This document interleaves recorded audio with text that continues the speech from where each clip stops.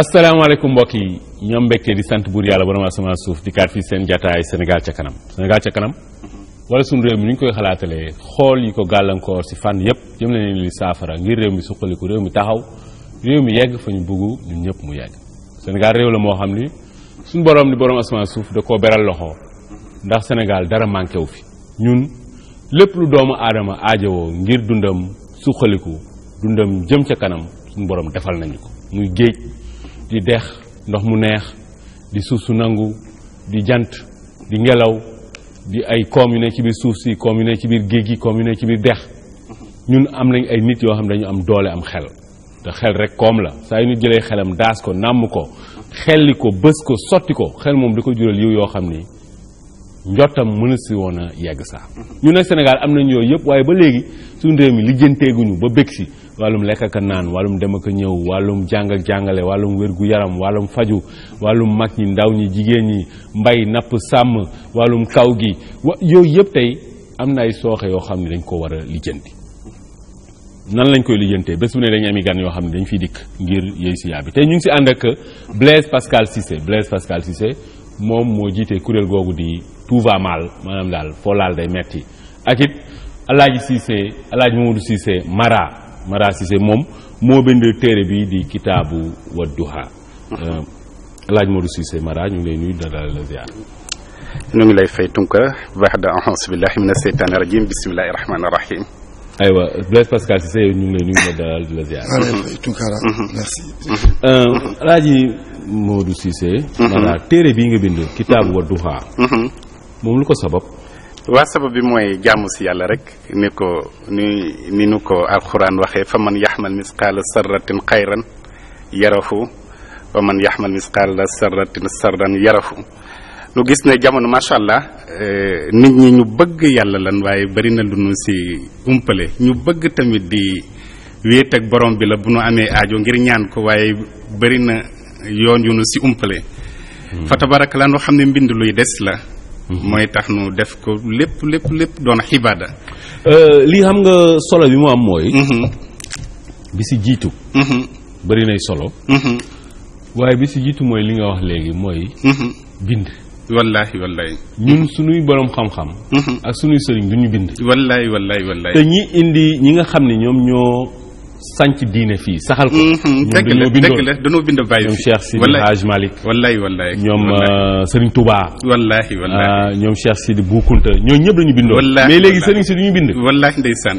loolu nekk lu doy waar kon yow mi boo bindee. ni nga ko waxee. bind moom dafay des. dëgg la te bind moom mooy bind dafay yaatu. dëgg la te bind dafa bokk si li nga xam ne. suñu borom. daf ñu ko jagleel ñun doomu aadama yi. te jagleelu ko ñeneen ñi. dëgg la mbindeef yi gis ñun ci kaw suuf. dëgg la ñoom duñu bind. wallaahi ñu liir dëgg la ñun ñooy def loolu. dëgg la kon mu nekk loo xam ne lu ñu war a farataal la. mais téere bi yow bi nga ko bindee. sa jubluwaay moom mooy nit ñi nga ni ñu jot si yàlla. nu gën a sopp ñaan xam ne ñaan rek a fi des dinaa koy wax ne lépp tey la ëpp. tey la technologie gën a avancé tey la dëkk bi gën a rafet waaye macha allah ba tey la jafe-jafe ëpp kon muy tegtal si ne am na lu doxul li doxul nag loolu kenn mënu koy doxal lu dul jalla jalaluhu nu indi si ay bunt yu bëree bëri yoo xam ne bii jullit bu si tënku ndax jullit ñaar rek la am. adduha u silahul mu'min ni ko xaddis waxee waxaanu tamit adduha u muqul xibada nu njëkkee laab loolu mooy li nga wax. waaye ne ngànnaay ndax kuy dem sa xare da nga yore ngànnaay. da nga yor lu lay. ñaan mooy ngànnaayu jullit mooy ngànnaayu jullit. te jaamu yàlla ñaan mooy yuur bi fa tabarakallah kon nuy war a dellu ñu ñëpp si ki nga xam ne moo yor jamono moo mën a soppi jamono te du kenn lu du jalla jalaaluhu. bon man xam nga foofu lan laa gis mooy. mbir yi pour ñu defaru. dafa laaj pàcc yu bëri. bëri na macha allah lu si bëree ngi si téere bi. na la si jiitu mooy xol. Tunkara boo gisee li baare Sénégal bu amee lu ko baare lu si ëpp mooy xol yu tilim yi mooy kañaan beeg yàqalante bi su dul man du doon kenn gis nga fam yi amoon fan yi paase rek fa tabarakallah bëri nañu yéene woon Sénégal sa kanam comme ni nga koy waxee waaye bëri woon nañ tamit ñoo xam ne bi seen yéene léppoon mooy bu mu sori na fi yem. am na Sénégalais yoo xam ne dañuy bëgg Sénégal su demee perte. wallaahi bëri na léegi macha allah xol yu tilim yooyu kañaan gu bëri gi fa tabarakallah jiitu si kër yi na léegi kër yi jagul bu kër yi jagul gox bi du mën a jag dëkk bay du mën a jag réew mi fa tabarakallah day bëri problème. waaw léegi yow sa téere bi nan la ñuy dimbalee ñun ba ñu gën a defaru. ba nu gën a defaru mooy lanu ko ubbee boo ko xoolee mooy taxaara laab te mu manqué lool léegi fa tabarakallah te na ma yàlla baal lu bëree bëri rawatina si soxna yi laabu yaram laabu xol si jiite su loolu pare bu xol defaroo bu xol laabee fa taba day doon. waaw lu tax nga ni laab dafa manqué suñu réew mi. dafa manqué si sëñ Tunkara ndax mën naa la waatal ne bëri na ñoo xam ne soo leen dajale woon di leen examen si nan la ni sangoo. sangu set. waaw dana bëri ñu si redoubler wala ñu si juum. ñoo xam bëri na sangu set bëri na ma wallaahi bëri na. njàpp tamit kasaale. te loolu nee nga soxna yi si soxna yi la gën a bëri. waaw fa la gën a bëri nag. soxna yi war nañu góorgóorlu nag soxna yi ñoom tamit. nu baal ma lu bëree bëri nag waaye si ñoom la. soxna yi ñoom sangu set day doon loo xam ne. wallaahi te ni ñu koy waxee nit su laabul toujours mu ngi dëkk ak saytaane dooy dégg lu bëree bëri nu naan ay rab faru rab ak yu demee noonu te yu si ëpp sa ñoom lay ëppee loo koy waral nag mooy li ñuy dëkk ak saytaane na ma yàlla baal day mën nay xaw di ëpp ndax li ñuy manqué laab. te dinaa koy wax yaram bu laabul. waaw loolu foofu day mel ni pétrole buy doxantu rek su fa almet jegee rek day tàkk léppay tàkk. mais mooy waral yu jeey yu bëree yooyu faral di gis. mais xanaa nit ñi duñu déglu parce que bés bu ne nga dégg oustaz yi. imaam yi di expliquer nan la ñuy laabee léegi mën nañu dégg fàtte nag waaye sunu amee loo xam ne mbind la. fa tabarakallah day nekk lu des. kon daal sa téere bi moom. loola doon ko bee muy laab. waaw laab ginnaaw gi nag nga leeral. gannaaw bi nu indi si leen nat si turu yàlla yi juróom-ñeent fukki turu yàlla yeeg juróom-ñeent nga xam ne fa tabarakallah képp ku ko xam rek daf lay gën a soppaloo ñaan. dëgg la ndax juróom tur la yoo xam ne pour boo si woo yàlla rek mu wuyu la. ak tamit nu indi si leen nat tamit si secret fatihatul kitab. ndax loolu foog naa lu àlliwa gàtt fa tabarakallah ñu kuy julli rek war nga koy farata la mu mokkal Fatiha. waaye Fatiha boo ko jàngul doo ko mën de. waaw mais. keroog fii Boubacar Diop dafa ñëw fii ne moom dafa mës a def benn test benn examen moom it. jël ay jigéen yu doon root fenn. ne leen di leen tariloo Fatiha. mu ne kenn si ñoom mënu woon tari. wallaahi dëgg la. loolu. ismullahil azim bi it moom nee nga daal. turu yàlla bi gën a mag da nga ko seede fam. asmaullahil husna ndax yàlla amul tur bu ndaw. waaye am na juróom-ñeent yoo xam ne moo feeñ.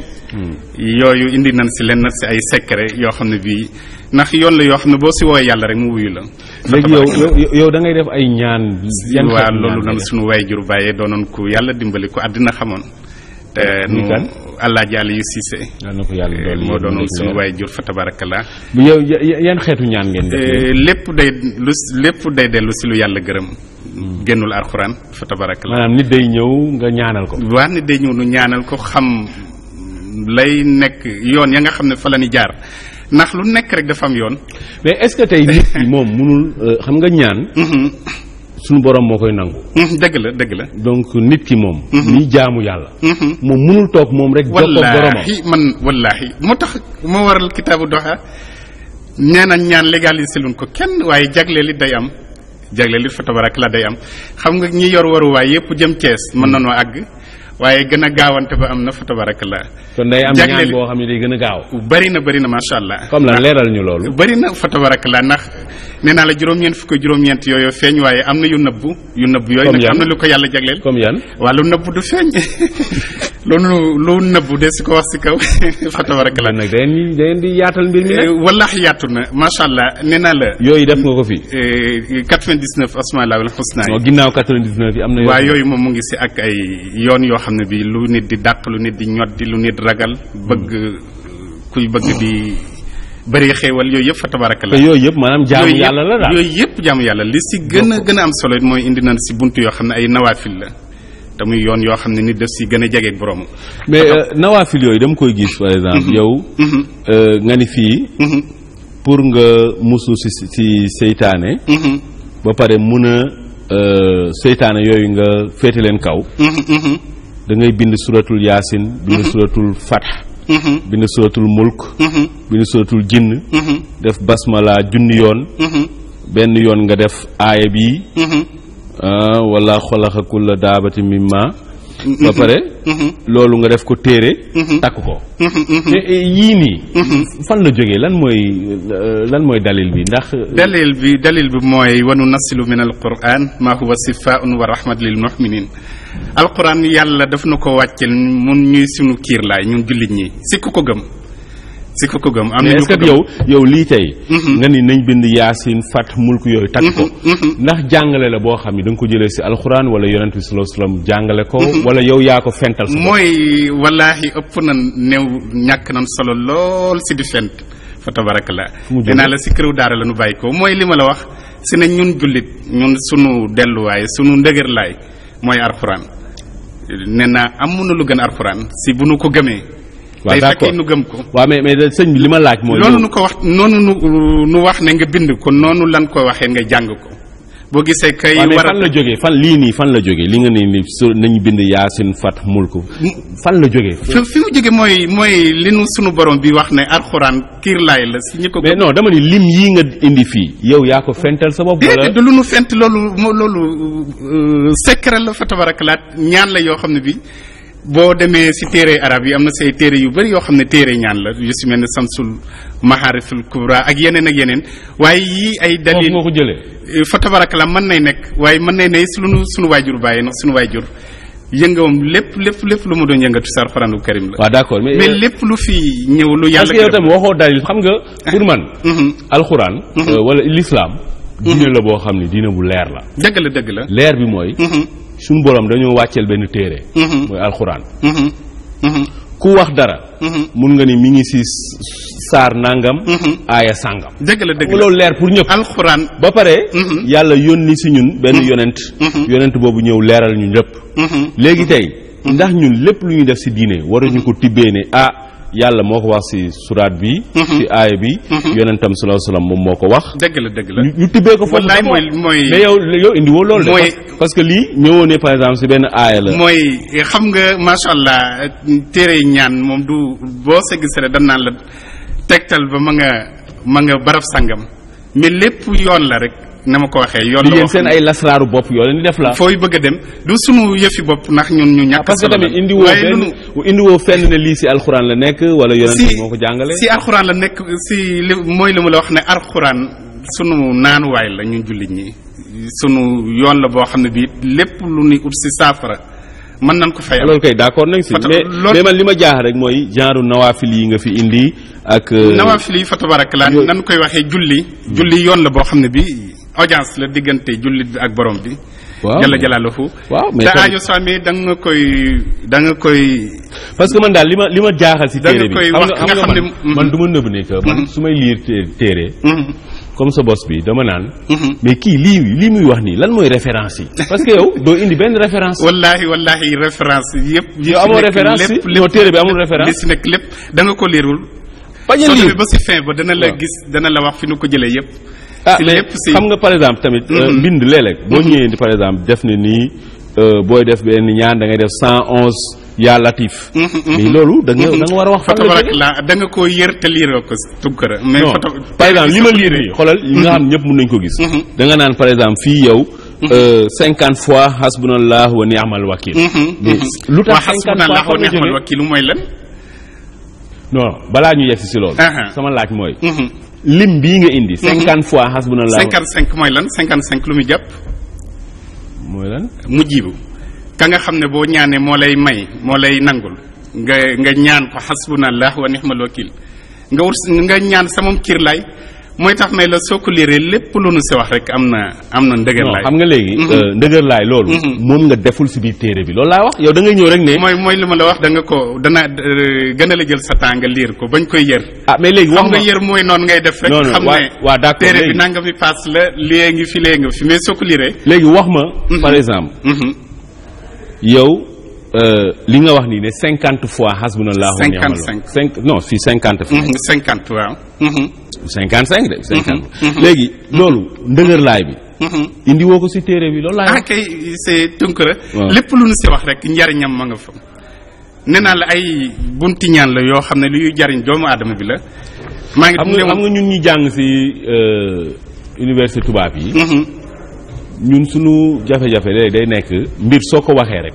dañuy laaj référence. lu wér. mais yéen boo leen di bind doo leen di référence bu nu liggéey téere lu ëpp ñaari at macha allah lu ëpp ñaari at nu siy góorgóorlu génne ko ngir askan bi yëpp jariñu si ba pare du am référence.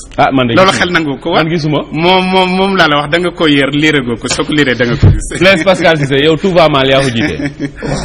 yéen tout va mal. dañ leen di dégg saa su ne ngeen di yëngu mais Blaise est-ce que tey boo nee tout va mal suñu réew mi tamit tout va mal mooy dara baaxul. parce que foofu lañ toll réew mi tollul foofu. tey ñu toog nii rek di wax yi rek ça veut dire que am na lu baax tamit. jërëjëf Tounkara moom maa ngi remercier ci invitation bi. pour toi aussi nuyu sang bu baax bi. jërëjëf rafetlu xam-xam bi. jërëjëf Cissé. ba pare mu sant Cissé. wallaay Cissé ceeb rek macha allah. après boolu ceeb bi roxoy daba nga joxal ma leen benn waaw. bon je pense que pour tout va mal bon c'est vrai que wax nañ ci lu bari. mais aussi boo nekk ci réew moo xamante ni. vraiment boo laajee la question à savoir. lan moo dox ci biir réew. kenn amul capacité pour pointer du doigt dara. defe naa ni bon. yéen pour yéen dara doxul. non fépp métti yoon fi ñu jaar baaxul voilà dañu nekk ci benn tëñëxee jaruñu ci dellu si quoi parce que ça se vérifie boo ko dee xool au jour le jour Sénégalais yi ñu ngi ciy rendre compte. par exemple tey ñoom président nee nañ fii am na tey CMU. maanaam daal ku bugg faju mun nga dem faju doo fay mais loolu tamit baax na xanaa nag. bon xam nga déjà CMU couverture maladie universelle xam nga déjà loolu sax mooy preuve mooy wone que ñun suñu gis-gis dafa gàtt benn. mooy wane encore ñaar suñu lajj. ndax la. benn CMU lan la. ku feebar mun nga dem faju te doo fay. mais loolu du rôle état. mais bien sûr rôle kan la. état dañu ne ko dañ lay jox ay dispositions yoo xam ne duñ ko jox kenn ci réew mi pour yow nga mën a concentré wu ci préoccupation sénégalais yi mbir mi du ko feebar ñu faj la feebar dafa am lu koy sabab Tounkara. njàkk cet dëkkuwaay bu bon dundin boo xam ni jàppandiwul environnement boo xam ni propice favorable pour. mais tam nit day feebar. non mais attendez yegg seeguñu foofu. même loolu yëpp soo ko amee di nga feebar. mais nit day dee. waaw mais du tee ñu ngi góorgóorlu pour mën a dund. nit day feebar ba kenn waxu loolu problème bi mooy nan la ñuy def ba sénégalais yi mën a vivre bien ci environnement bu baax. loolu yéen gisu leen ko. non noonu la ñu mën a xeexee feebar mais feebar du problème feebar rek ñu faj la non kenn ñaanu yàlla feebar lu ñuy dox di feebar. non feebar il faut mu am nag. non mais attendez boo demee si réew yi gën a set si àdduna bi. bien sûr nga xam ne yooyu am na fa nit ñi dañuy feebar. waaw xam nga loolu c'est les aléas dégg nga ma expliquer rek. tamit nag di nga comprendre di nga Blaise li ma bëgg wax mooy. waaw tey xam nga man tout va mal lu tax concept bi posé ma problème. mooy lépp mënul bon Blaise. loolu mooy sa gis-gis tamit dafa xanaa sa gis-gis si boppam moo baaxul nag. pourtant loolu waxoon nañ ci waxaat nañ ci. dama bëgg rek ñu leeral ci comme da nga dugg ci ay CMU ñun suñu problème da ngay comprendre li ma la bëgg wax du Sénégalais yi boo leen feebaree ñu faj leen. bu leen feebar dama ne la feebar dafa am sabab boo koy xeex da ngay dem xool lan mooy waral feebar. Blaise kenn du xalaatee noonu xam nga lan la ñuy xalaatee. non attendez mais bàyyi ma développé non déggu ma expliqué. vas-y. booy xalaat. ok da ngay jël mbir mi nga toj ko. nga gis ni feebar mënul ñàkk. waaye am na loo xam ne da koy sabab. léegi bu da ngay attaqué li koy sabab loolu ànd naa seeg yow mais feebar bi it da nga koy attaqué CMU feebar lay attaqué léegi yow mun nga ñëw ne d'accord yaa ngeen di attaqué feebar marax ba loolu lu baax la ku feebar na ñëw faju te du fay waaye nag attention nañu fexe ba liy sabab feebar ñu attaqué ko. mais je pense que yooyu kon si li ma doon wax rek nga wax. non man li ma wax mooy CMU tamit. bu ñu waxee concept bi baax na par exemple boo demee yenn am na réew yoo xam tey soo feebaree rek da nga ñëw faju te réew yooyu ñoo ñu gën a set mais dañuy faju mais léegi Blaise yéen fu mu toll nii dégg nañ leen yaa ngeen di yëngu si ay affaires yu bëri xale yi ñu fi jàppoon fii Colobane Fodé Ndiaye mi ñu rey yàlla na ko yàlla yërëm dégg nañ leen ngeen di wax tamit si wàllum littoral bi li jano géej gi Blaise yooyu dégg nañ leen tamit ngeen demoon fii keroog si Mary Teuw Niane nekkoon na tekki ndombo tànkam Blaise yi ngeen di attaqué bëri na de. waaw mais xam nga nit ki wax ne fépp ay metti donc moom ay cibles yu bëri la mën a am. waaw Mary Teuw Niane da ngeen dem ba bureau am ne ko démissionnel. waaw mais bien sûr avec la presse dem nañ donc bon. lu mu leen wax moom. fekk nañ ko bureau am on a tenu le discours qu'on devait tenir accompagné par la gendarmerie parce que Mary Teuw Niane ñun mënuñu ko baal parce que dañu dem université avant dara di xew xool li xew ñu ñëw def point de presse ne ko génne leen policiers yi lii ñu gis nii situation bi yóbbu woon Balla Gaye dellu si na. Bassirou Faye kay. Bassirou Faye non Balla Gaye. lañ jëloon comme référence déjà. waaw c'est-à-dire toutes les conditions étaient réunies les mêmes conditions étaient réunies. ah donc da ngay wax ne avant Bassirou Faye di dee yéen demoon ngeen ne ko na policiers yi génn. na policiers yi génn balaa ñuy amaat cas bu mel ni kaw Balla Gaye. le lendemain mu wàcc aéroport ne la peur a changé de camp. ñu dellu si ñëwaat defaat point de presse ne ko ne la leer leen ñu ngi jël opinion nationale bi ak internationale bu fi nit bakkan dee nag yaay responsable bi. li ñu ko wax mu def ko mu bañ ko bi Bassirou Faye daanoo. sur le champ policier yi génn dem c'est-à-dire médecin après la mort. waaw bi ngeen ko waxee bi ngeen demee bureau ni ko ne démission lu mu leen tontu Mary Teuw Niane. waaw xam nga donc bi ñu ñëwee yegg si ànd ak gendarme yi yéeg ci kaw ñu jël quelque ci ñun ñu yéeg dem yéeg ci secrétariat bi donc ñu laaj ñu la question ñu jël expliquer li ñu war a expliquer yëpp y a pas un débat dañu taxaw wax. ñu ne ñu est-ce que am mën ngeen ko def ngeen ko ci courrier ñu ne effectivement ñu jox ñu nañu merci ñu laaj leen décharge ñu jox ñu décharge ñu ñëw. léegi yéen fi mu toll nii dégg nañ leen tamit ngeen ni président de la république dafa ne na bon loolu loi la. boo xam ni sunu assemblée nationale moo ko voté que kilifa yi nga xam ni dañuy jiite président assemblée nationale questeur premier ministre ministre yi. ak képp koo xam ne yaa ngi gérer xaalis bu tollook milliard da nga war a def déclaration de patrimoine. léegi ñoom defuñu ko ba léegi yéen ngeen ni Nafi Ngom Ndour na leen jox da ngeen bëgg dem yéen force ñooñu pour ñu def déclaration. waaw mais mooy yoon xam nga bu ñu nekkee ci république. boo xam ne dañu ne ngeen fit de dëkk boo xam ne dañu ne état non du dëgër fit sax. yéen kay da ngeen teg der parce que léegi boo demee si kilifa yooyu lan nga leen di wax kaay leen def seen déclaration. waaw mais bien sûr ñi ngi déglu Nafi Ngom Keïta dañuy profité pour relancer waat ko donc c'est vrai que def nañ une sortie boo xam ne bon xaw na corroborer suñu démarche donc mais na xam ne rek ñun tout va mal bon li ñu bëgg rek mooy ñi nga xamante ne ñoo bañ a def seen déclaration de patrimoine conformément à la loi na def liste bi le reste on s'en charge dañuy dem seen ministère wax leen ñuy def si ko parce que dañ ko war a def. xam nga aussi président de la république institution la boo xamante ne mën daa wax ne mooy suprême ci réew mi kenn mënu ko kenn waru ko ñàkkal fayda et puis à ce niveau de responsabilité bu ñu demee ba ñooñu di am problème mu jëfee li nga xam ne mooy ndigalu président de la république ça pose un problème. léegi littoral bi nag loolu ngeen loolu si wax. ah mais littoral bi dem nangu suuf si rek suufu Sénégal la rapport bi génn na ñu ngi leen di wax ni képp koo xam ne rapport bi épinglé na la ni suuf si moomoo ko ñun tout va mal dinañ ñëw ci terrain ba dinañ fa samp drapeau Sénégal woy fa hymne national wax la ne Sénégal jël na suufam ak koo munti doon. ñoom Abdoul Mbaye ñoo si am ñoom. ci moom la ñuy njëkkee le premier ministre Abdoul Mbaye ñu ngi koy déglu di xaar réaction suuf si na ko joxe. da ngeen bëgg ñoom ñu delloo suuf si njëriñ. non suufu Sénégal la dañ ko jox doomu réew mi. xeexu ay sëriñ si am de tamit de. waaw mais loolu yëpp bu ci xam nga lu ci nekk dafa am noo koy doxalee. amul problème bu amul solution. waaw léegi affaire xale yi ñu jàpp fële xale yi tëj 20 ans lañ leen tëj de xale Colobane yi loolu bëri. waaw mais dafa doy waar mais d'abord xam nga dafa nekk cas boo xamante ne voilà mais ñun suñu taxawaayu démb mooy bu tey c'est vrai que. deewu Fodé Ndiaye. waaw rey policier kenn mënu ko bañ a condamné. rey policier doy na waar. ñaaw na metti na. dëgg la. tiis na te façon boobu est-ce que sax ay nit ñoo ko def. cette question war nañ ko poser est-ce que des humains des nit ñoo def loolu. dóor ko xeer ci bopp ba mu dee. parce que il faut ñu considérer aussi tuuti la personne kan mooy Fodé Ndiaye un jeune. Sénégalais la 20 ans Sénégalais la doomu réew mi taxaw mu ne Sénégalais yi man prêt naa pour sacrifier sama vie pour seen sécurité ngeen nekk ci jàmm.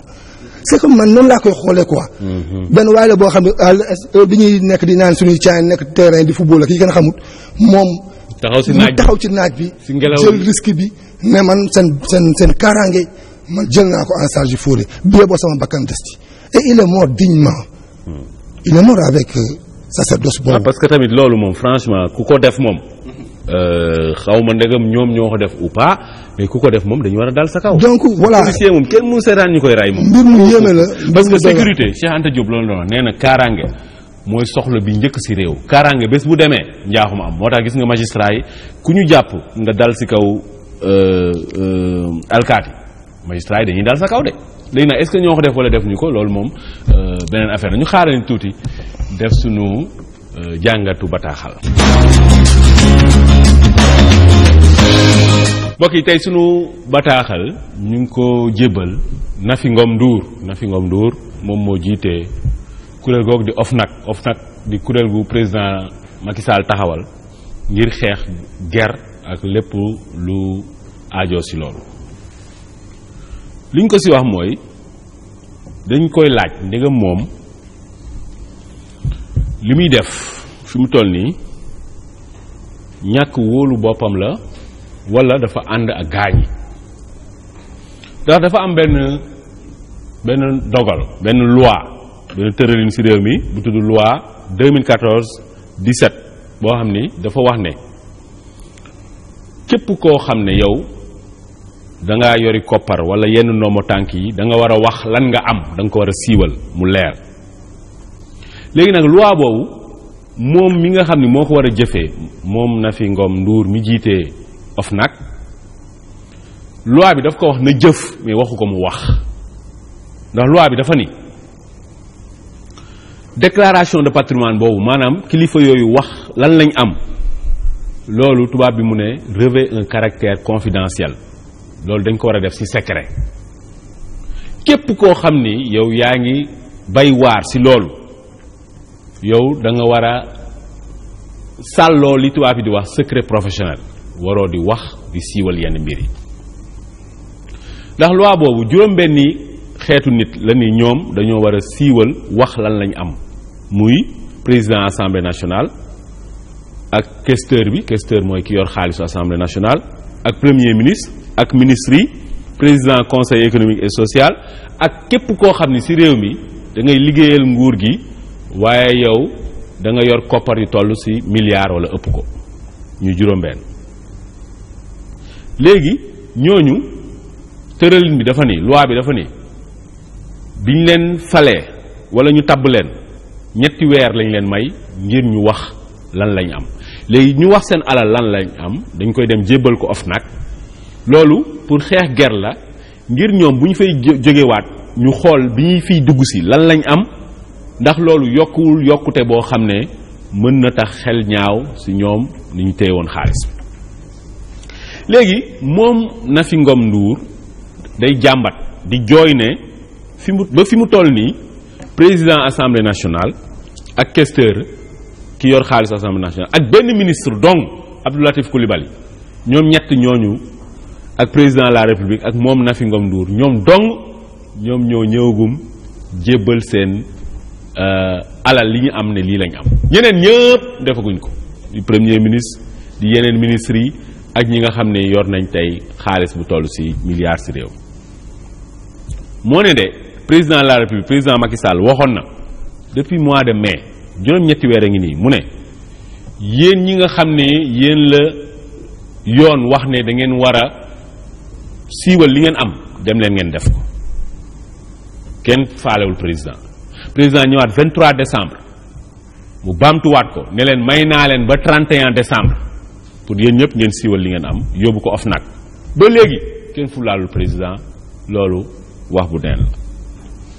léegi li ñuy laaj mooy ndax kàddu président moom léegi kàddu la goo xam ni ngelaw la rek dañ koy wax noonu rek mu naaw ba pare beneen laaj bi mooy ndax yoon pour ñi nga xam ni dañu ñàkk rek la ak ñi néew doole waaye ñi nga xam ne ñoom ñu ngi ca kaw a kaw ñoom yoon gi dañ koy jalgati nu mu leen neexee yoon dafa leen naan def leen du ñu def bàyyi leen du ñu bàyyi jébal leen seen alal duñ ko jébal te ñoom dara du leen ci fekk mais lii amul benn réew boo xam ne dina doxee nii ba suqaliku ndax yoon suñ koy wax mooy ñëpp la yemale ki nga xam ni dafa am alal buñ ko nee yoon dafa ni sa alal da nga ko war a fësal daf ko war a fësal ki nga xam dafa am ndombo tànk buñ ko nee yoon nee na sa alal da nga ko war a fësal daf ko war a fësal léegi nag ñun mun nañ dégg sax yow Nafi Ngom Ndour bés bu ne ñu dégg la ci këru yëglekaay yi ngay wax ji xam naa lii moo la metti ndax ñii li ñu ñëwul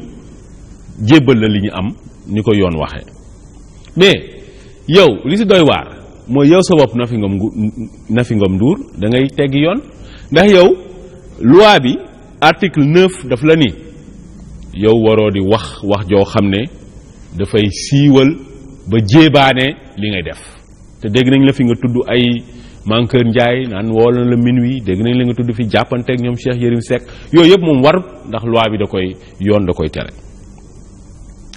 mais yow sax da ngaa soxlawul loolu ndax yow yoon daf laa jox jumtuwaay yoo xam ne yu wér péng pour nga mën a yow sa liggéey nga def ko si ni mu waree mooy yoon daf la ne soo nee nit ki nga bind ko ne ko kaay nga wax ma ñaata nga am ndax ministre nga wala premier ministre wala nangam soo toogee ñetti weer defu ko yoon nee na may na la yow nga dem boo jëlee salaire am li muy fayeeku nga xaaj ko ñeenti xaaj yoon nee na la yow mën nga ñëw nga bloqué benn xaaj bi nga téye benn xaaj bi ne ko sa xaaj bi dootoo ko jot tant que ñëwoo def sa déclaration yoon may na ko loolu ba pare yoon mayaat na la yow nga ni président de la république kii deful déclaration am dàq ko article 8 loi bi loolu la wax waaye yow yoon may la ñaar yi lu tax musoo ko def musoo def benn si ñaar yooyu tey boo ne woon ministre benn ministre nga dem trésor ne nañu bloqué ñeenteelu xaaju salaire am ba pare nga bind président de la république ne ko ne nañ ko dàq ñu dàq ko léegi ñëpp ñëw def déclaration ba mais yow ñu ngi lay dégg coow li mbeleleel wa ñañañi patati patata ñañañoo te yow lii defoo ko ñun dañuy laaj ndegam du yow da ngaa ragal a def li xam nga ñun suñu réew mi wax joo xam ni du ànd ak benn jëf moom moo ko tardeel réew yi nga xam ne dañuy suqaliku foofu dañuy wax lu tuuti jëf lu bëri ñun nag dañuy wax lu bëri ba pare jëf lu tuuti yow ndaw si yoon may na la lii yëpp ne la defal lii pour ñii jébbalu yow defoo ko ba pare di wax waa defal loolu yow li ngay def nag ñu lay dégg ci presse bi ngay wax loolu du def lu dul ñàkkal gëdd ak fulla ak fayda ak xorom kuréel gi nga jiite muy OFNAC ndax wax su bëree boroom day soof kuréel ga mu bokk sax ñu soofantal ko kon soxna si ñu ngi lay woo si nga bàyyi wax ji ba pare nga jëf ñi deful seen déclaration de patrimoine ñëpp nga dem trésor bloqué 1/4 de leur salaire ñeenteelu xaaju seen salaire ba pare bind président ne ko ñoom ñëpp na leen dàq léegi nga gis ñoom ñëpp ñu def ko. mbokk yi tey suñu jotaay Sénégal ca kanam ñu ngi si ànd ak Blaise Pascal Cissé moom moo jiite Touba Mal ak Alaaji Modou Cissé gën ko xamee si Mara Cissé sëñ Mara yow sa dénkaane lan la. jërëjëf Tunkara jërëjëf sëñ Pascal waaye nan sant tuuti it ndax Touba Mal moom macha allah mooy sant nu dara nan sant ñaan yàlla yokk. dénkaane bi lu mu doon. dénkaane bi Tunkara mooy na ma ko waxee rek fa tabarakallah mooy nu defar xol yi nu defar njaboot gi nu defar dëkkuwaay ñu nit koo gis rek ngay moom muy yow nu yenente jàmm fa tabarakallah gën a dellu si borom bi jalla jalaaluhu fa tabarakallah loolu moo doonoon sababu kitaabu Duha loolu yi mooy suñu yéene si kàttanu yàlla. dénkaane boobu de am na solo. loolu de moom ku ko sàlloo moom. wallaay ndax tout tànki Tunkara ñu jara dimbali lañ jamono yi nu toll ndax jamono day gën di dox te fa tabarakallah moyen yi mën a soppi nit bëri na. mooy tax boo amee njaboot jiitu si ba nga xam ne fu mu mën di nekk it day nekk yow nga nekk moom boo gisee dinaa koy wax lu bëri ne sunu kilifa yi kër goo si dem bu fa waajur nekkatul ka fa nekk mooy doon waajuram te loolu lépp préparé bu ñu leen di préparé moo koy waral. loolu am na solo te yooyu yëpp si kitaabu Wadduha bi. bu Alaaji Modou Cissé Mara Cissé bind yooyu yëpp dëxëñ na ko fii. moom nag sëriñ la soo xam ni toogu rek di wax daa bind suñu sëriñ si.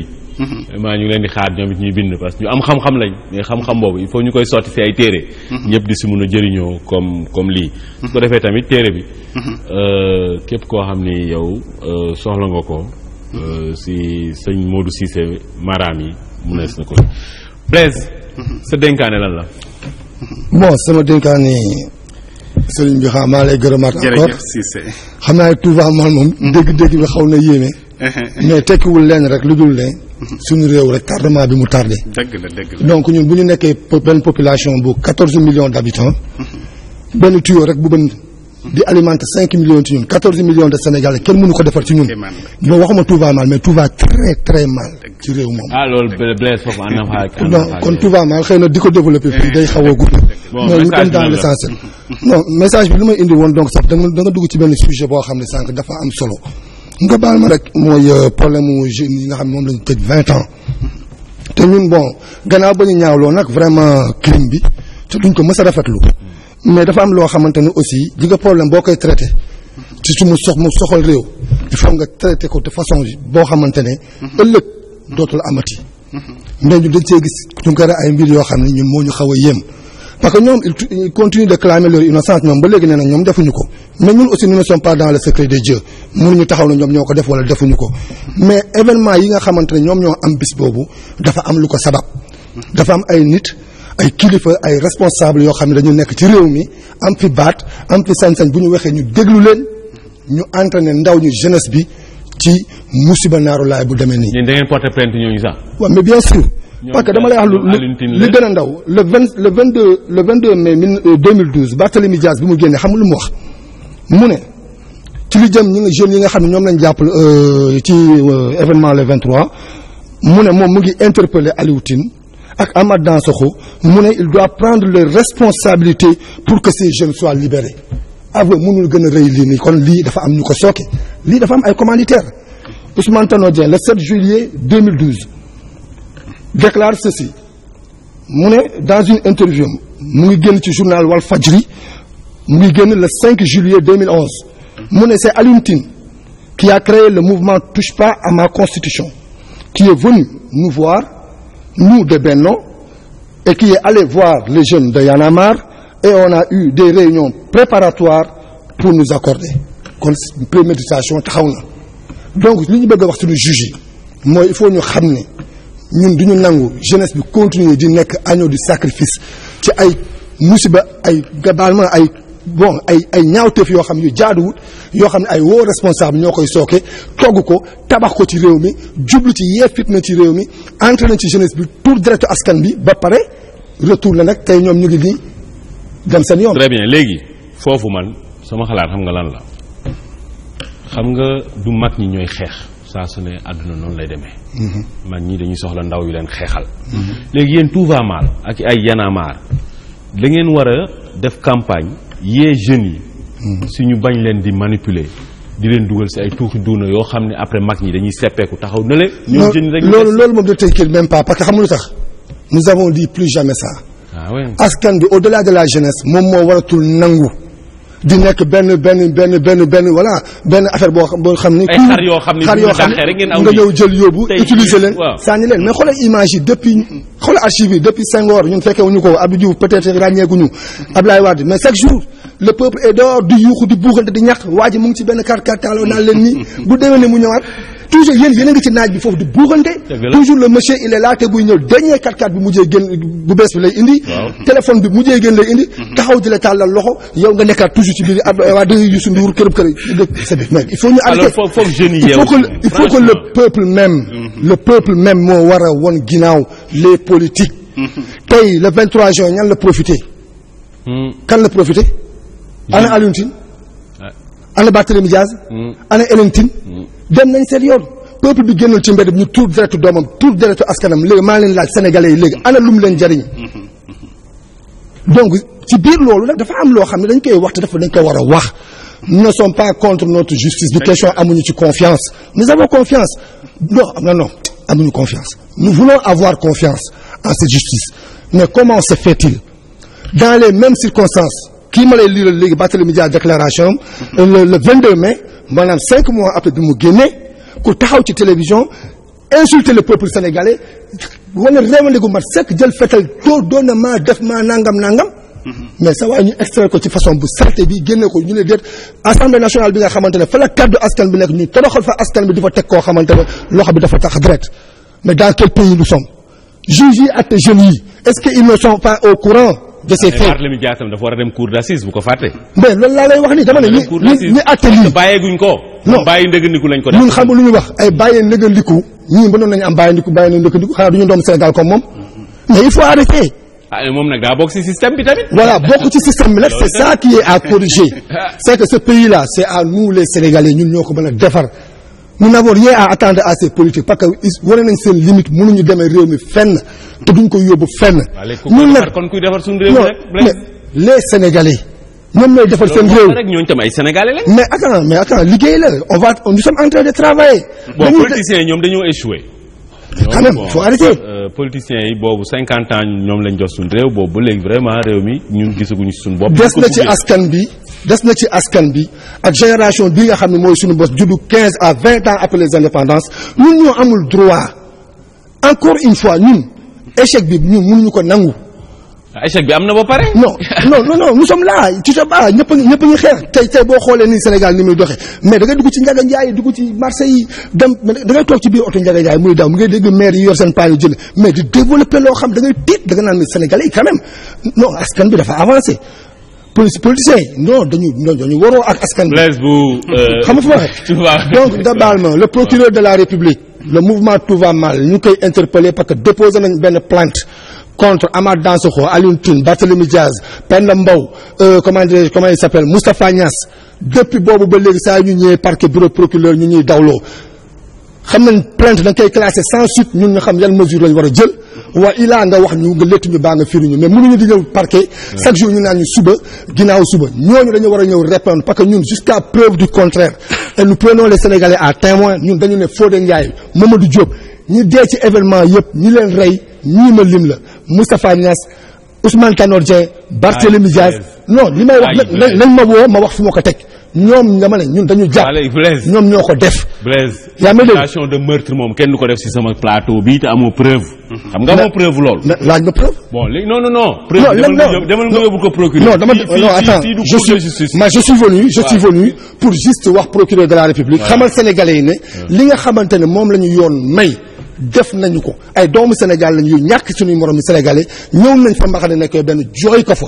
boobu ba léegi gisuñu dara mbir yi demul dikkul moo tax ñu ñëw fii pour interpeller ko sénégalais xam loolu. bien loolu leer na nañ ñu bàyyi leen léegi ak seen jàngat bu njëkk ci bés bi.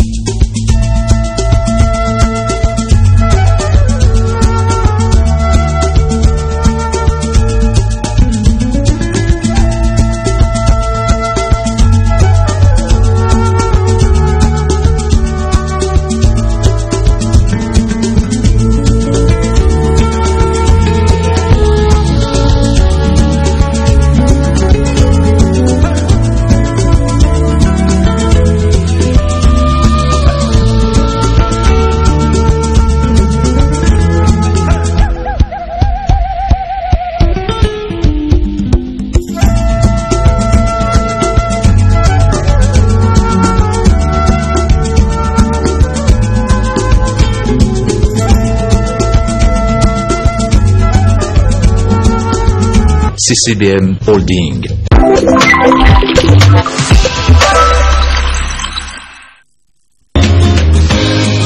mbokk yi tey suñu taxaw seetlu ñu ngi ci ànd ak Djiby Guissé ci réew mi ñëpp xam ko ñoom waa frère Guissé Djiby ziar naa la waaye sëñ Tukkara. Djiby frère Guissé anañu. benn ngi nii benn ngi nii benn bi ñoo nekkoon léegi-léegi ci benn bërëb Cheikh. beneen bi instant bi mu ngi Canada. en attendant quoi. bon ñun frère Guissé yi. ñun ñoo ñu xamloo musique quoi vraiment bi màgg dans les années 80 bi jeex vraiment musique sénégalaise ñun frère Guissé lañ xamoon Touré Kunda Xalam 2. c'est vrai Youssou Ndour ak Super Jamono mais man li may jàppante fii xale yi rappeurs yi léeg-léeg mooy ñoom xamuñu musique.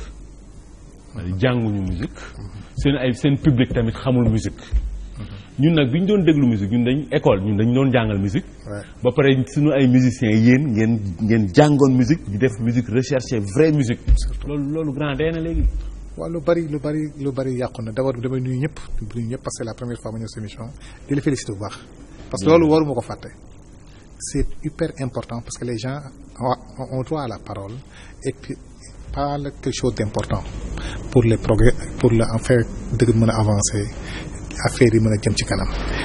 lu jëm ci wàllu musique bi mooy li nga wax tey dañoo dem ba nga xam ne musique populaire dafa jël devant yi de trop am na orchestre yu bari yu fi nekkoon heureusement nit ñaa ngi fi ba léegi moi ñoom maa ngi leen di wooye les soldats de la musique. parce que musique boo xoolee boo tuddee da nga tudd léegi un orchestre comme le Xalam un orchestre comme le Turekunda xamu ñun suñu bopp dañoo jàng ci ñooñu parce que musique da ngay déglu di jàng moo tax waru déglu n'importe quoi. parce que boo déglu n'importe quoi dafay yàq sa écoute parce que du lu yokkal xam-xam. écoute bi ñun par exemple ñun luñ jàng lu bari ci Turekunda écoute lañ ko jàngee déglu nañ leen pendant 15 ans balaa ñu leen gis moo tax ba léegi suñu wooyee dañu naan léegi dafay xaw a niroog Turekunda te fu ñu dem ci àdduna mën nañu ko wax. on nous a dit ça à l'île de la Réunion xam ak ni mu soree. loolu yëpp jàng la parce que niveau la quoi. niveau la dañ doon xeex ñoom pour benn musique. parce que musique dafay aider nit. Turekunda rek ñu fàttali ko ñoom rek ñoo fi am ñetti disque d'or. ci seen musique. parce que Youssou Ndour dafa dem dafi wóot musique ay ñoom Néné Chéri Laba Socé musique cubaine Kumba Gawlo dem jëlaat Myriam Makeba. mais Turekunda si seen musique ay albumu Paris Ziguinchor ay albumu Natalia yooyu la nag ba nga xam ne ba léegi musique yooyu day dund. parce que musique du dee.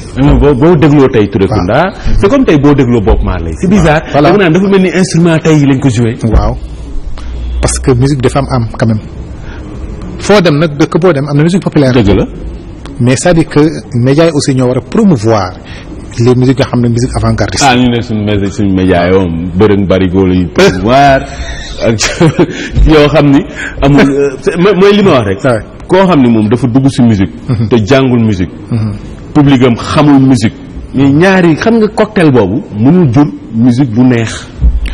waaw léegi dinañ bon sonorité yi nañ kii ñu xam nga vraie musique dafa ute ak rek ñëw def ambiance yenn yi ambiance la. waaw musique d'ambiance la moo dominé actuellement moo dominé mais loolu yëpp dafa am lu koy indil ci lu bari parce que musique dañ koy gëstu aussi volonté bi daf ci am solo parce que musique war na yeete musique même boo comprendre li ñuy wax am na effet bu mu war a. mais li ëpp ci musique. yow mi koy déglu. waaw doo ko comprendre. voilà doo comprendre nit ki li muy wax. Bob Marley ñun yàgg nañ ko apprécier xamuñu lu muy wax. mu ngi xam tey kasaaf ñun bi ñu ko doon déglu. xamuñu ba léegi xamuñu lu muy wax. waaw boo déglu ay ñoom même américains yi booy déglu li ñuy wax ni ñu koy làkkee. ñun xamuñu ko ñun xamuñu ko mais sonorité yi. c'est bien travaillé parce que aussi boo xoolee ci dëkk yooyu. je pense boo xoolee tey boo demee fu mel ni États-Unis c'est vrai que amul ministre de la culture. mais c'est que dañoo dooleel musiciens yi. dañu organiser foofu industrie la c'est on parle d'industrie culturelle. raison pour laquelle tey ñun Sénégal ñu war a gëstu loolu. parce que boo xoolee économie américaine lu ci bari dafa wekku ci wàllum culture. voilà boo xoolee cinéma bi nga xool musique bi lépp ci wekku te dafay dundal États-Unis foo dem xale yi mënoo xàmmee même clip sénégalais booy seetaan mënoo xàmmee kuy Sénégal ak kuy américain. seen culture mu ngi dem ñun ñu ngi koy jaay. gis nga américain yi ñoom ñoom seen xel day nàcc dañu naan par exemple nit dafa soxla lekk. ñu indi la McDonald's. voilà nit dafa soxla solo ñu indi la Levi Strauss indi la ay polo indi la seen ay gaañ. nit dafa soxla sol dàll ñu indi la ay Nike. nit dafa soxla gis nga ñoom dañuy xool soxla nit culturellement. ñu tëggal la loo xam ne yow léegi da nga siy demee ñun nag jafewuñu donc ñun ñu war a ñun sukkandiku ci loolu. mais tey yow gis nañ ne affaire yi évolué nañ ba tey am nañ société de gestion collective. tey ban message nga bëggoon mu leer. bon li ma bëgg wax bari na bariwul te nga ne léegi am nañ société de gestion collective mais elle n'est pas encore fonctionnelle. ak léegi da voilà waroon na fonctionnel parce que agrément bi génnagul ñun liggéey nañ plus de 10 ans plus de 15 ans ñu ngi ci liggéey parce que dañu xam ni on se dit que suñu devoir mooy fexe ba am suñu droit parce que droit kenn du ko yaay xeex am ko. alors ci kaw loolu ñu ngi ñaax ba léegi nguur gi ñu fexe décret ñu suñu le président de la République actuellement décret affaire yegg si na si moom projet bi agsi na si moom projet loi bi mais ba mu ñëwee yàggul parce que moi j'ai appris que novembre bi le ko président la jot. novembre décembre janvier février. loolu tam 4 mois tam. président mën na si signé benn décret. si les décrets sont signés société bi ñëw artiste yi mën a siggi parce que biir société bi y a ce qu'on appelle aussi la copie privée nga xam ne tout instrument bu ñuy jaay muy guitare muy je veux dire téléphone muy clé USB muy CD lépp dina am taxe boo xam ne au moins artistes ñoo ko moom dina leen dimbale. mu permettre artistes ñoo am seen autonomie moo am seen société di fal seen directeur ñun loolu la ñuy xaar. nga xam ne su boobaa di nga xam ne li yaa ko moom ku ko laal. mais léegi xeex bi parce que sànq da nga wax lu am solo. waaw sa droit kenn du la ko may yow yaa koy xeex sa bopp xeex bi fan la toll. waaw fi mu toll mooy en fait artistes li ñu war a def yëpp def nañ ko parce que ñun comme ni ma wax depuis 15 ans ñu ngi ciy xeex li ñu war def yëpp def nañ ko ñëw nañ ba nouveau directeur de la nouvelle société fal nañ ko fu mu nekk nii mais il faut que agrément génn. il faut que décret yi ñëw accompagner ko pour mu def. kon léegi xeex bi mooy président na signé décret foofu si nguur gi côté nguur gi la des ñu ngi koy ñaax. léegi yéen loolu xeex boobu la loolu lañ siy def fu mu toll nii. waaw ñun liñ ci mën mooy mobilisation ak information. da ngeen di dem buntu palais. waaw ngeen ñëw taxaw. dóor fa benn concert. ne ko président génnal. président génnal. signé une décret d'application. non parce que xam nga man loolu laa wax ji bi ne que grève. wala ñaxtu. bu bëri ay forme bëri na forme du rek ñëw baare tali bi. wala yàq toj kii mais tey boo ñëwoon. ne dañuy concert buntu pale loolu forme de ñaxtu. waaw dëgg la. dëgg la neex la de ñaxtu bu neex. non ñaxtu bu neex la rek. jégloo kenn ñëw rek. c'est des idées moi je pense à plein de choses parce que dans un premier temps moi je me dis que les acteurs culturels ñoom seen bopp il faut que ñu ñëw renforcer seen organisation. moi je suis le président de l'AMS mon idée que je vais soumettre au bureau c'est d'organiser benn rencontre d'information pour que nit ñi gën a xam lan mooy société bi pour gën a xam naka lañ koy téye. bon léegi tey par exemple ñoom Angèle Diaban. ñëw na fii directeur ñëw nañ fii. bon waxoon nañ ne que société bi boobu ba léegi ñoom bon vraiment affaire bi taxawagul ba nommé nañ leen gaa. mais ba léegi ñoom c'est pas encore effectif mais lan moo bloqué loolu. waaw mais imagine aujourd'hui les gens c'est des volontaires ay volontaires ay bénévolat la quoi actuellement. waaw mais dañ leen nommé. mooy conseil d'administration yi. waaw mais bénévolat la. waaw léegi fi nekkoon tey ñoom Aziz Dieng ñoom gars yi foofu ñooñu léegi nekk duñ fi xanaa jóge nañ fi wala. waaw non c'est-à-dire que tant que décret yi ñëwul c'est-à-dire que. même ba léegi li fi nekk moo fi nekk. kon président fu mu toll nii moo bloqué affaire. soo non nañ ko wax. fa la affaire bi nekk suñu signalé ñun ñu départ. bon monsieur le président de la république. na affaire yi ñëw la communauté culturelle. voilà maanaam parce que artiste tamit. voilà jibi waruñu foowee affaire bi. dëgg la nit ku nekk li muy góor yëngu si la yaakaar dundee. mu ngi noonu. artiste li muy yëngu si la yaakaar dundee. am na solo trop li nga wax. soo ko buntu xatalee wala loolu nga ñàkkal ko fayda. wala loolu nga koy wàññi. artiste bi da nga koy précariser te artiste bu précaire sa culture moom mooy mujj. mënul la defal lu baax. mais tey jibi ban artistes yi dund si seen art tey. ça se compte ça se compte du bout des doigts. alors que Sénégal xoolal ñun. talent artistique yi ñu am yëpp. partout dans le monde. non monsieur le président vraiment waa jibi bind ngeen président de la République wax ko mu gaaw yéen waa AMS. waaw président man ti xam nga benn man c'est hier que j'ai su que décret yi projet bi yëpp président mu ngi ko doog a jot novembre. pour moi depuis parce que depuis 2008 la ñu voté affaire bi. c'est-à-dire que ces acteurs là. suñu toogee benn place depuis 2008. loi bi jàll na bu ñu toogee acteurs yi benn place c'est-à-dire que mën nañ fi toogaat 2025. man daal gi xam nga pour man tey yéen président fu mu dem. ay acteurs culturels war nañ fa dem. tëgg fa concert. dëgg la. jouer guitare. dëgg la ñenn ñi indi seen xalam ñenn ñi indi seen sabar. ñenn ñi indi seen mbib. lu lay daal manifestation bu ne. si jàmm ak musique war nañ ko def pour président. waaw signé mbir mi. Senghor moo comprendre loolu. c'est Senghor qui avait compris. président Macky Sall moom c'est pas tellement un acteur culturel de gisaguma ko woon. bon ñun am nañu benn affaire ci moom rek xam mooy lan mooy que ci moom la ñu débloqué ba ñuy divergence bu mu amee ak ñun ak ministère de la culture. pour que ñu def rédaction kii bi nu mu tuddati rédiger le projet de loi yàlla def mu ñëw assemblée nekk fa président assemblée. loi bi jàll. mais fu mu nekk nii saa li gën a metti am na. lii bu jàllul ci moom partement lay doon. parce que tamit keroog dama koy wax fii ji bi man ñun suñu ministres yi tamit. léegi du ñu liggéey. parce que boo xoolee. ministère de la santé. ñoom ñoo yor médecine traditionnelle fii. ba léegi. réew mi. amul benn loi buy gérer. médecine traditionnelle. dëgg la ñu ne nee nañ affaire bi c'est dans le circuit depuis 2000 ba 2015 muy fukki at ak juróom. ma ni mais ministre bi moom liggéeyam daf si bokk moom loi bi nga xam ne mooy organiser loi yi organiser secteur am. moom moo war a góorgóorlu. yow Djibi en tant que AMS. moo gis président chaque jour mais ministre mun na ko gis chaque jour. ministre bi moom liggéeyam la tey. mu ñëw ne président décret bi monsieur le président signé ko. waaw mais loolu ministre yi ñoom Mbagnick Ndiaye bu ñu mënul def loolu mais ñoom seen liggéey lan la. moi par rapport à l'idée bi nga wax léegi moi je pense même que les acteurs doivent pouvoir rencontrer le ministre au moins 2 fois wala 3 fois dans l'année parce que loolu dafay aider. yéen doon rencontrer ministre bi sax. bon fu nekk ni amagul man. xam nga benn affaire am na. xam nga benn affaire am na man su Wade dama dem bañ suñ ma nee kaay on va rencontrer le ministre. À l'époque j'étais vice-président man na leen rencontré wu ma doy na ça suffit. ndax la parce que da ngay rencontré ñu remanier nga rencontré ñu remanier on a 14 ministres de la culture. la ilaha illallah.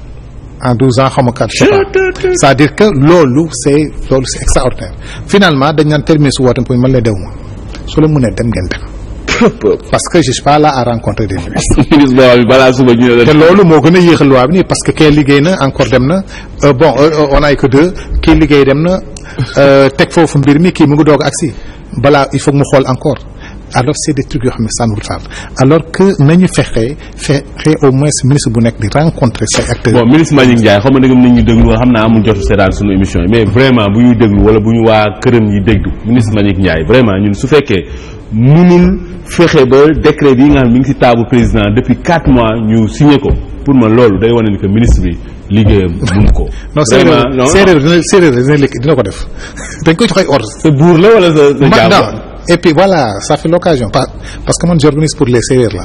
séeréer jaamu tukulóor la. le 2 avril à Sorano te moom foog mu nekk fa moom dañ koy woo. boo jublu loolu ñuy may ban sonorité ban son nga ñu may. bon xam nga son.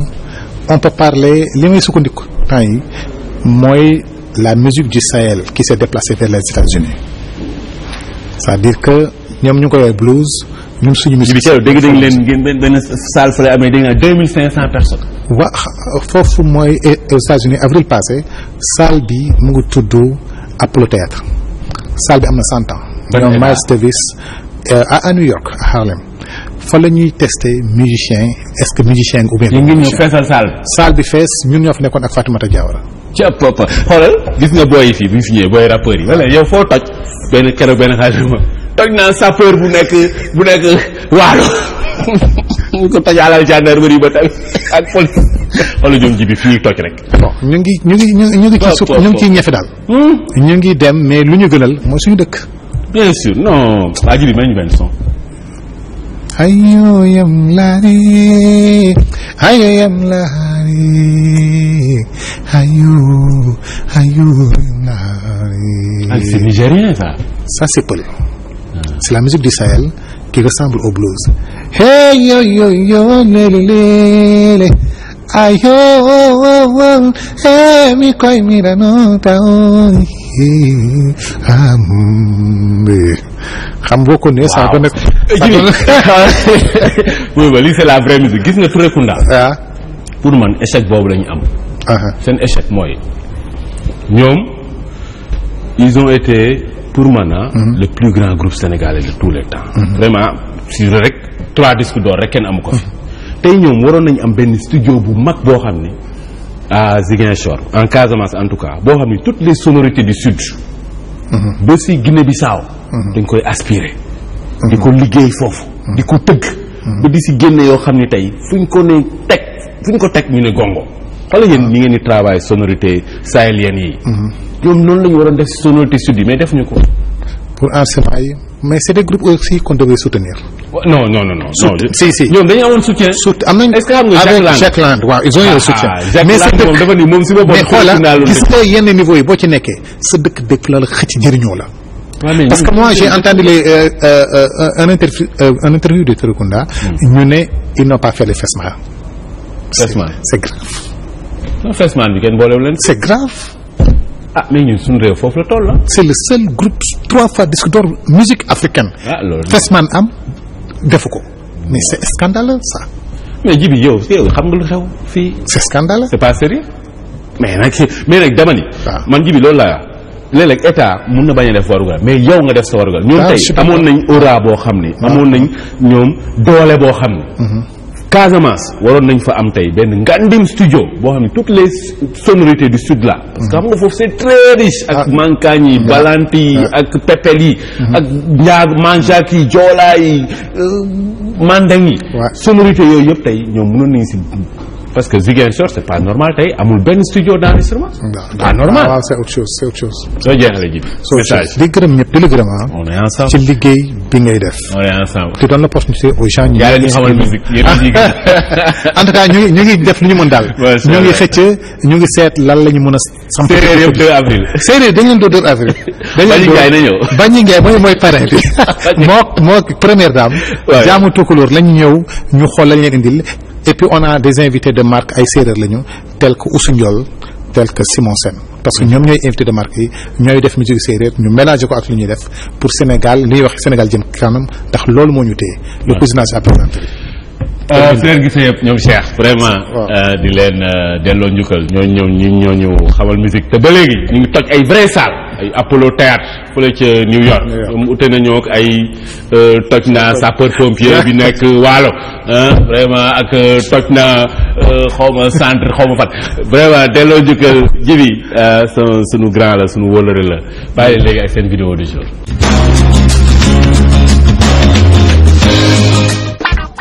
Comment rester toujours motivé? Rien n'est plus important que votre motivation. Sans motivation, vous ne faites rien. Votre motivation est la force émotionnelle qui vous pousse à agir. Dans son ouvrage Motivation, Tom Gorman explique comment rester motivé. De nombreuses personnes permettent à la peur, à la critique, à la comparaison avec les autres d'anéantir leur motivation. Mais si vous ne travaillez que lorsque vous êtes dans l'humeur qui convient, vous n'accomplissez rien. Savoir vous motiver requiert une certaine maturité, celle d'analyser vos buts, de décider ce que vous voulez et d'agir. Il existe 2 méthodes principales pour vous motiver et pour motiver les autres. Vous êtes plus efficace si vous utilisez les 2 conjointement. 1. Vous appuyez sur de la pensée rationnelle, de la volonté et sur des décisions. 2. Utilisez votre imagination, votre subconscient et votre partie plus spirituelle. Rien ne bâtit mieux votre motivation que le fait de savoir ce que vous voulez faire. Considérez ce que vous pensez être important et ce que vous souhaitez vraiment offrir au monde. Alignez votre intention et vos buts à travers tout ce que vous faites. Votre vie sociale, familiale, votre travail, vos finances et votre santé. Pour vous motiver, poursuivez des objectifs que vous voulez vraiment atteindre au fond de vous et découpez-les en plus petits buts pour les rendre plus atteignables. Et pour éviter de perdre du temps, gardez toujours un œil sur votre objectif ultime, celui qui vous pousse en avant. Examinez ce que vous avez accompli au lieu de vous miner sur ce que vous n'avez pas réussi. Au lieu de vous décourager à voir la route à parcourir, regardez déjà tout le chemin parcouru. Si vous vous sentez frustré, transformez cette tension en énergie pour atteindre votre objectif. Enfin, le moyen ultime de vous motiver est de trouver cette activité, cette tâche ou cette profession qui apporte de la valeur aux autres et que vous appréciez tellement que vous n'avez plus besoin de vous motiver pour l'accomplir.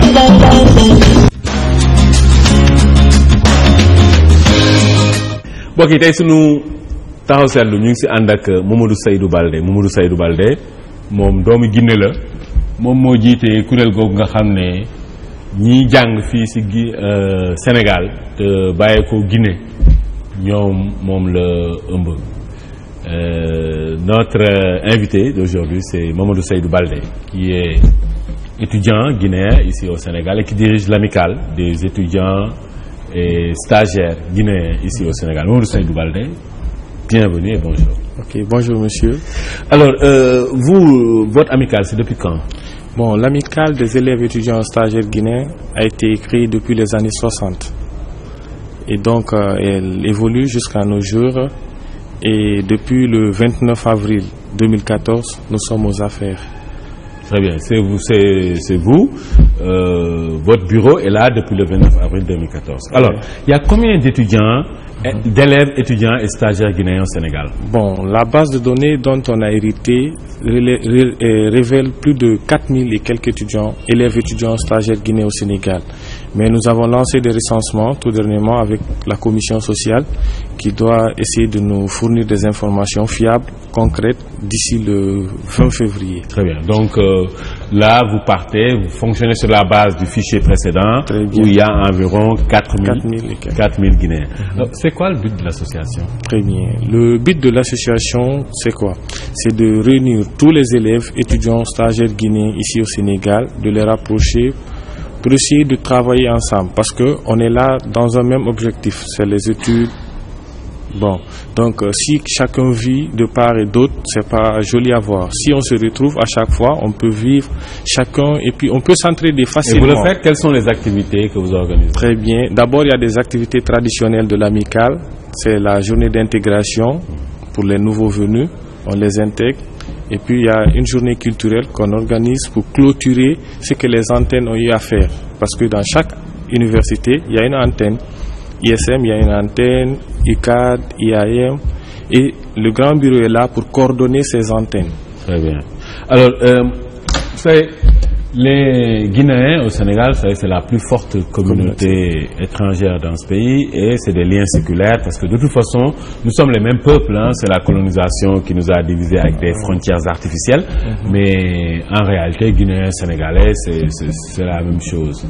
Et des Guinéens sont là depuis longtemps, des Sénégalais sont en Guinée depuis longtemps. Alors, comment vous avez vécu, vous, le cas de l'étudiant guinéen qui avait le virus Ebola? Bon, ce cas, je l'ai appris, j'étais au pays, parce que l'intérim était géré ici par un certain Ablaye Dabo, mon conseiller. Bon, il m'a appelé en Guinée, soi-disant qu'il y a un étudiant guinéen, parce que nous, on n'avait même pas compris, c'est pas un étudiant qui étudie à Dakar, mais plutôt qu'un étudiant... Vous l'avez rencontré, le Guinéen? Non, je n'ai pas eu la chance de le rencontrer, mais c'est un journal que j'ai lu selon ses déclarations. En ce moment, il est où, lui? Il est en Guinée actuellement. Il étudie là-bas. Okay. Lui, il n'étudie pas ici. Oui, c'est ça. Très bien. Alors, quel est le message que vous voulez faire passer? Très bien. Le message, c'est quoi? C'est de dire à mes compatriotes, aux élèves, aux étudiants, de venir, parce que tout ce qu'on veut faire pour eux, les activités qu'on a eu à faire, les activités qu'on tend à faire, sans eux, on ne peut pas les réaliser. Et tout ce qu'on fait, on se bat nuit et jour, le bureau exécutif, les commissions qui sont au niveau des bureaux et tout. Donc tout le monde se bat pour réunir d'abord, parce que sans la mobilisation, on ne pourra rien faire. Parce que n'importe quelle activité que nous voulons mener, les fonds peut-être on peut les trouver, mais la participation de tout un chacun, ça donne un plus quoi. Et aujourd'hui, les Guinéens, quand vous organisez les étudiants, les élèves, ils viennent? Oui, ils viennent, mais pas le nombre dont on a besoin qui vient. Parce que imaginez une activité là où on a besoin de plus de 400 000, ou bien 500 ou bien 1000 Guinéens ou bien de tous les élèves étudiants stagiaires, on ne voit que 100 ou 50 Guinéens, ça fait un peu mal. Mais ça, c'est votre échec à vous, c'est vous qui devez être beaucoup plus agressif pour aller les faire venir. Oui, d'une part, je peux l'accepter, mais d'autre part aussi, vous savez... Il n'y a pas d'autre part, d'une part. Parce que c'est votre métier à vous, c'est votre job, en tant que président, de faire en sorte que l'amicale vive et que tous les ressortissants guinéens qui sont au Sénégal se retrouvent dans l'amicale. Ça, c'est votre job. Oui. Souvent, on a une grande faiblesse. Nous, les Africains, dès qu'on nous élit quelque part, on a le titre de président, secrétaire général, le titre pompeux. Maintenant, le travail qui doit se faire à la base, on ne le fait pas. Si, nous, on le fait.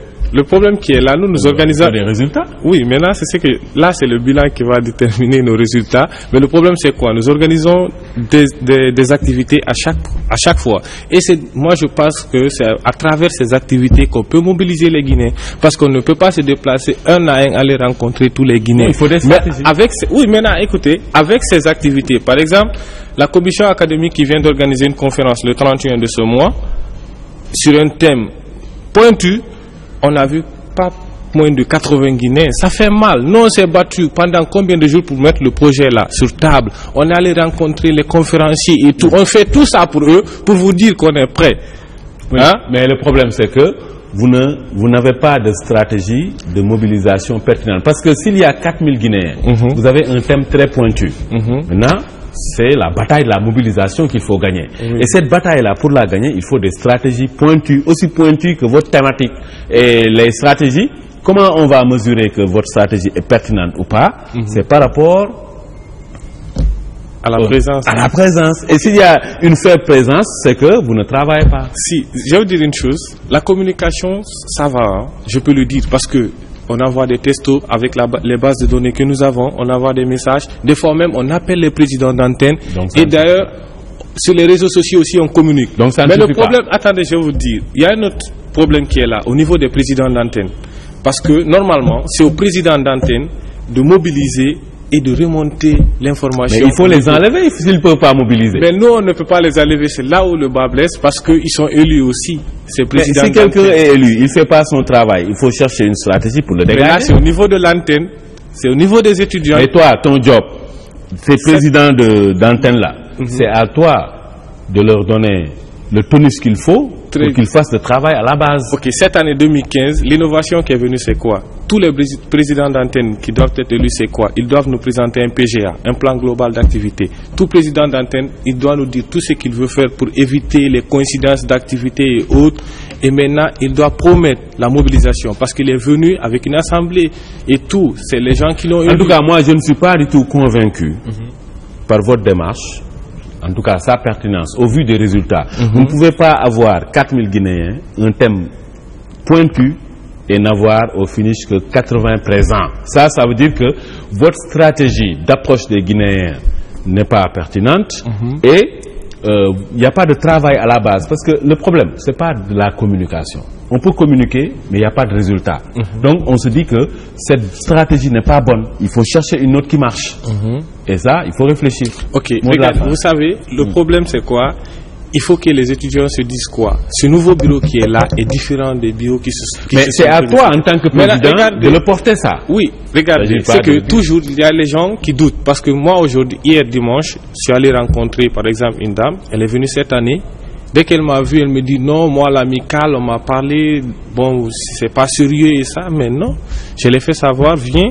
Tu vas voir ce qu'on est en train de faire. Elle parle du passé. Oui, du passé. Maintenant, c'est à toi d'effacer ce passé-là. Maintenant, c'est ce qu'on est en train de faire parce qu'aujourd'hui, elle m'a promis que voilà, elle est dans l'amicale, elle est membre, voilà, qu'elle adhère.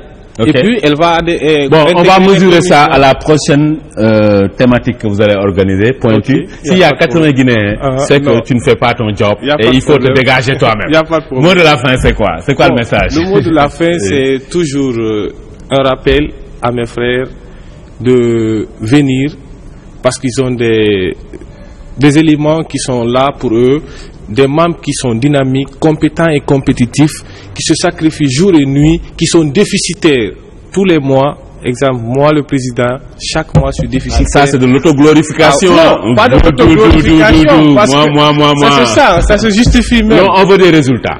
Moi, tout ça là, ces résultats, je vous le promets, au mois d'avril, quand je vais présenter mon bilan, je vais vous inviter et vous allez participer au bilan. Tous les Sénégalais qui sont en Guinée, un grand bonjour de la part de Sénégal Tchakanam et toute l'équipe. Mot de la fin, tu finis par dire. Merci à Tchakanam. Bye les gars, c'est une vidéo du jour.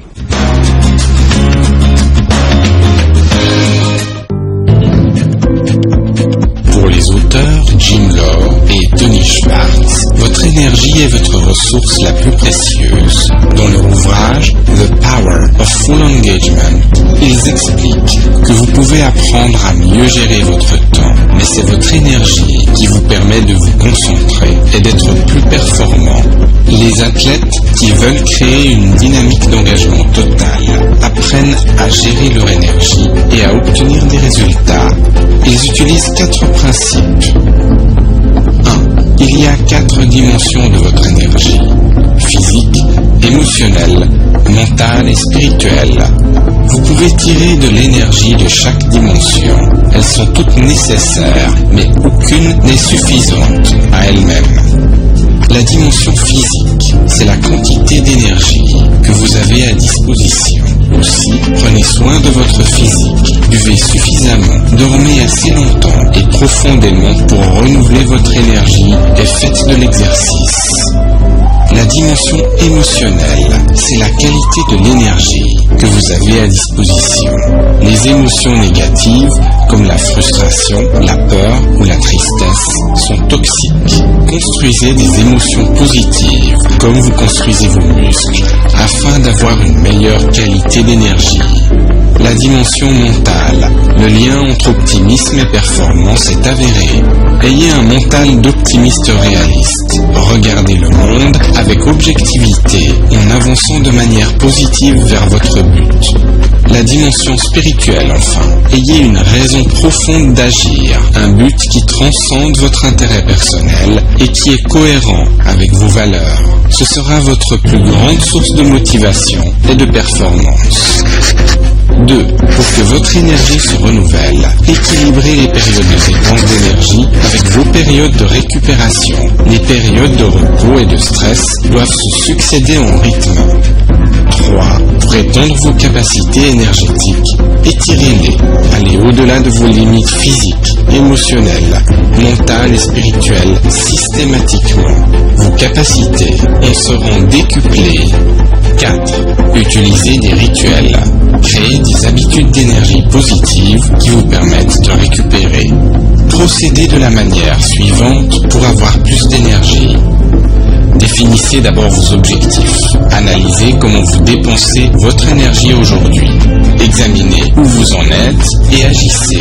Créez un plan avec des rituels pour recharger, pour utiliser et pour renouveler votre énergie.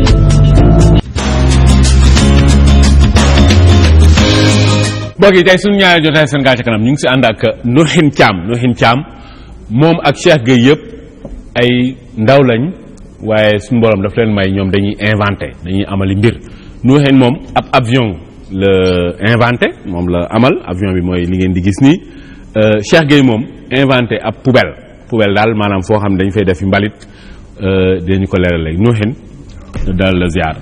delloo ziar sëñ bi. ziar waa Sicap Baobab yëpp Maretu Sarr. nga dëgg sama jigéen. nga dëgg. Cheikh ziar. waaw ñu ngi ziar Tunkara. Cheikh yow li nga inventé lii lu mu doon. lii poubelle la. ma xool. poubelle baa ngi nii. poubelle daal mooy foo xam dañu fay def mbalit. waaw waaw moom luy kiiwam. poubelle bi dama ko defaree à base de papier. këyit waaw. këyit nga jël daal. këyit defar tëgg ko mu doon poubelle. def mu nekk poubelle waaw. loolu noo ko defee. waaw dama gis ni këyit dafa bari ci suñu environnement. te këyit googu war nañ ko gis war nañ ko jël mu amal ñu njariñ. këyit gi boo demee ci école di nga ko fa fekk mu bari trop. boo demee ci administration yi di nga ko fekk mu bari trop. dëgg la ma jël këyit googu noonu nag ne léegi comme bu ñu ko laqee dafay brûler te ñu ngi wax ci wàllum pollution pour éviter pollution bi ma ne xaaral këyit gi nu ma koy liggéeyee ba mu amal ma njariñ. yow looy def. man jàll def naa science économique. moom ngay jàng. def naa ko ba 3e année mais def naa tamit série S2 laa jógee. après nga def ñetti at. ma def ñetti at science yi ko même jotuma eggal sama année de licence. parce que dama gis ni foofu théorie rek nañuy jàngal.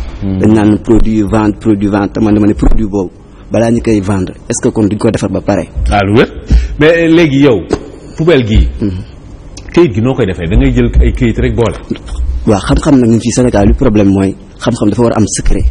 boo amee xam-xam da ngay defar population bu soxlawee nga ñëw jox ko dama gis ni tamit dañoo soxla poubelle bu bari poubelle daf fi manqué la demande est très forte ma ne léegi naay defar poubelle léegi di ko jox sama population. mais du ma leen wax xam-xam bi loolu mooy jubluwaay mais mbir mi nan nga koy defaree. waaw dama jël këyit comme par exemple dama modéliser sama production ma def f de x y z f de x est égal x 5x plus 2y plus z parce que secret doo ko wax. léegi mën naa la x y ce sont les quantités de facteurs parce que comme loolu la ñuy wax en sciences éco mënuma la secret bi. maanaam daal sa secret bi nga defaree poubelle bi. doo ko mën a wax waa léegi. poubelle bi ni nga ko defaree mu doon lu ndaw nii mën nga ko defar tamit yu mag. ba mu yaatu boo bëggee sama defar poubelle bu mel ni toll ni comme Tunkara. ah yow nag. mën naa def non way defar poubelle bu toll ni ñoom Demba Seck wala. mën na nekk waaw. mais léegi kon. tey yow bu ñu ñëwoon laaj la. yow Cheikh Gueye. Sénégal yëpp. mun nga fi defar ay poubelles yoo xam ni poubelle këyit lay doon. waaw mën naa defar poubelle yu mel ne yoo xam te ne poubelle këyit lay doon te léegi këyit dootu encombré mbeddu Dakar bi da ngay romb Dakar nga gis këyit yi fii plastique yi fii këyit yooyu yëpp mën nga leen jël. mën naa leen dajale ba lu dul këyit yi sax mën naa leen dajale léegi dañu ci mbalit yoo xam te ne exclusivement lii pour lii la lii pour lii kenn dootu jaxase ci mbalit parce que mbalit yooyu après ça peut servir de l'engrais. waaw mooy li ñu woowee compost. léegi yow fi mu toll nii est-ce que mbir mi siiw na parce que man nii xamuma ko. waaw siiwul mais dañuy gis ku mel ni Tunkara am tamit ci wàllu invention lay wax ñu gisanteeg moom pour mu gën a siiwal suñu produit. bon kii même ñun bu ñu ko liggéeyul sax. mën nañ bàyyi mais dama protéger sama produit. mën nañ bàyyi Sénégalais ku mu neex na ci liggéey mais soo liggéeyee ba pare nag parce que xaalis bu ñu nee fu mu jugee ci wàllum échange moo tax xaalis ñëw état mooy organiser xaalis boobu pour weccoo mën a am. waaye kii da nga siy jokkoo ak ñu mel ni ay mairie de Dakar. wala mairie Thiès je suis de Thiès waaw. di leen duyu naan waaw mairie Thiès yóbbu nga fa. yóbbuguma ko fa parce que may liggéey ak tamit sama waay balaa ma koy yóbbu foofu il faut ma gis docteur Ndiaye. parce que comme moom laay milité. waaw da ngay commencé nag di ko yóbbu si ñooñu nga xam ne ñoom ñoo si mën a jënd quantité bu bëri. d'accord bu ko defee nga commencé di produire gis nga tey. yow soo nekkoon si réew moo xam ni réew mu fulaal xam-xam la. kon tey jii yow dañu lay jël teg la ci kaw. d'accord lii.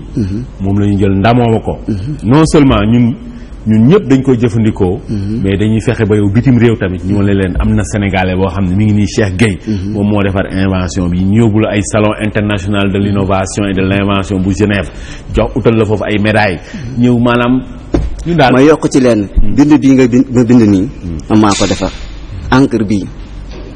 yaa defar encre maa defar encre loo koy defaree. encre bi tamit mën naa wax ni secret la. beneen secret. secret la. yow de say secret bari na ñaar secret nga am. mais mën naa wax si à partir. si lan des produits naturels quoi. ban produit. ndax plante. ban plante.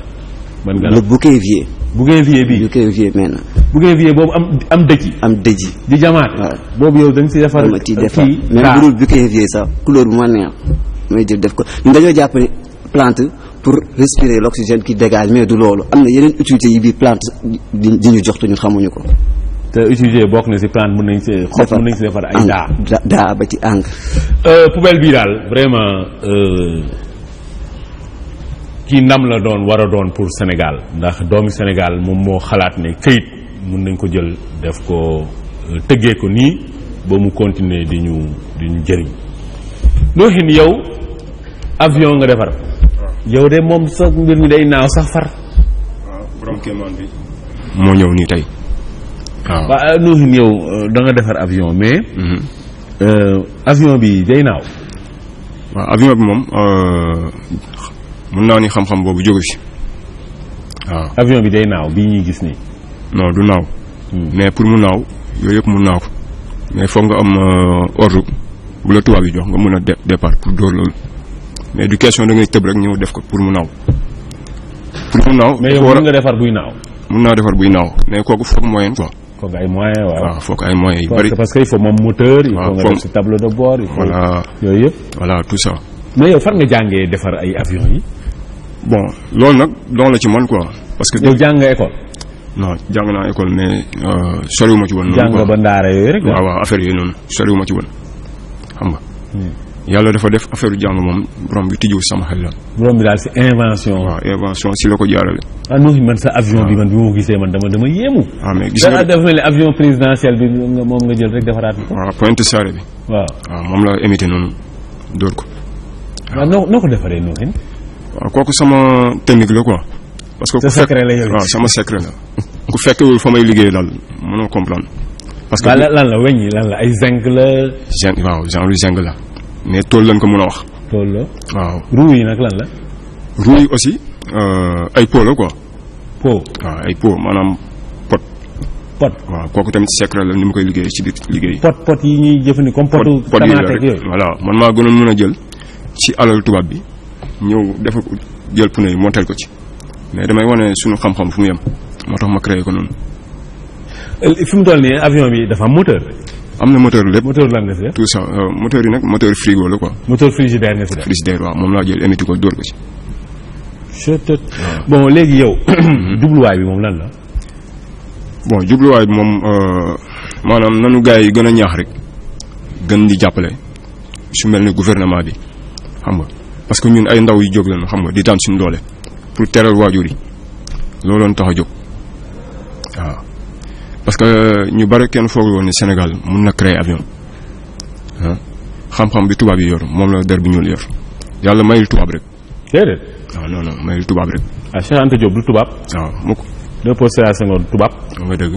ñoom Wole Soyinka du ñu ay tubaab. oui ñoom Boubou Ama du ñu ay tubaab. ñun Sénégal suñu borom dañoo may. loolu la quoi.